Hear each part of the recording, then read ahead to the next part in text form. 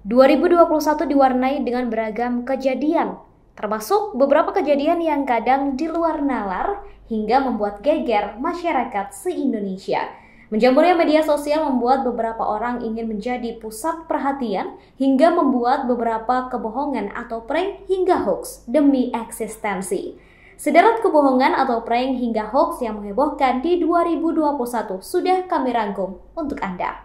Pada April 2021 lalu, masyarakat Indonesia dihebohkan dengan video penangkapan babi ngepet di Bedangan, Sawangan, Depok, Jawa Barat.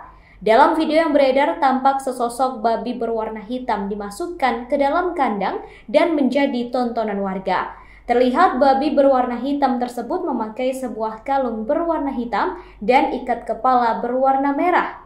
Penangkapan babi ngepet ini menghebohkan tak hanya masyarakat Depok, tetapi hampir seluruh masyarakat di Indonesia. Bahkan sempat menduduki trending di media sosial Twitter. Saking hebohnya video tersebut, polisi sampai turun tangan, bahkan membongkar kembali kuburan babi ngepet yang telah disembelih oleh warga. Setelah ditelusuri, ternyata cerita penangkapan babi ngepet tersebut merupakan rekayasa seorang pria bernama Adam Ibrahim. Ternyata babi yang disebut babi ngepet tersebut sengaja dibeli oleh Adam secara online seharga Rp900.000, lalu menyusun skenario penangkapan sang babi. Adam melakukan rekayasa ini supaya dirinya lebih terpandang sebagai tokoh kampung. Aksi membuat prank babi ngepet ini dilakukan karena terinspirasi dari kisah viral. Adam mengakui sangat suka dan cukup sering menonton kisah-kisah viral di YouTube. Setelah video aksinya viral dan membuat heboh masyarakat se-Indonesia, Adam memantau pemberitaan. Ia mengaku hendak menenangkan isu babi ngepet yang beredar di tengah masyarakat. Terkait aksinya tersebut, Adam mengaku menyesal. Terlebih, aksinya membuat anak dan adiknya tak bisa melanjutkan pendidikan lantaran tak lagi memiliki biaya sejak Adam terjerat kasus berita bohong tersebut. Kasus kebohongan selanjutnya berasal dari Palembang. Seorang sopir taksi online dikabarkan hilang selama berhari-hari setelah mengantarkan penumpang hingga membuat sang istri khawatir dan lapor polisi. Sang istri melapor karena takut suaminya menjadi korban perampokan. Setelah beberapa hari ditelusuri, polisi menemukan pria bernama Evan sedang berada di Lampung. Evan tengah bersama selingkuhannya yang bekerja sebagai pemandu karaoke. Padahal saat itu istri sah Evan baru 40 hari melahirkan bayi Evan. Evan mengaku nekat berselingkuh karena ribut dengan mertua dan tak tahan memendam hasrat berhubungan suami istri. Evan juga mengakui melakukan rekayasa seolah-olah menjadi korban kejahatan. Setelah mengetahui perselingkuhan Evan dengan seorang pemandu karaoke, sang istri bernama Sekar Hasri melaporkan keduanya atas tuduhan perzinahan. Akibat perbuatannya, Evan dan Melissa terancam hukuman penjara maksimal 9 bulan. Di pertengahan tahun 2021, masyarakat Indonesia dibuat kagum dengan keluarga pengusaha ternama Aki Ditio. Hal ini karena anak pengusaha tersebut memberikan bantuan untuk penanganan COVID-19 dalam jumlah yang sangat besar. Bantuan yang diberikan sebanyak 2 triliun rupiah secara simbolis. Namun, nyatanya setelah diselidiki, ternyata bantuan tersebut fiktif. Pemberian dana hibah triliunan rupiah itu disaksikan Gubernur Sumsel Herman Deru dan Danrem Garuda Dempo atau Gapo Brigjen TNI Jauhari Agus.